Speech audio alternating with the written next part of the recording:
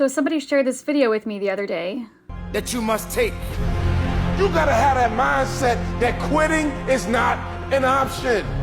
So what's happening here is there's a story from Mormon history, from Joseph Smith's mother, Lucy, that Joseph Smith gets the 50-pound plates and then runs with them at top speed the entire 3 miles it takes him to get home. So this creator, and often many members of the church, they leave off some very important details. So number 1, in this story, Joseph Smith has to fight off 3 adult men. Number 2, he's in the forest dodging trees, jumping over logs, and running on uneven ground. And number 3, Joseph Smith has a limp. When Joseph Smith was 7 years old, he was infected with typhoid, and the infection got into his left leg. The doctor removed the infected areas of the bone, and Joseph Smith's leg eventually healed. The church says that when his family moved to New York 4 years later, Joseph still used crutches, and he carried a limp into adulthood. So did he have a limp when he got the plates? Absolutely.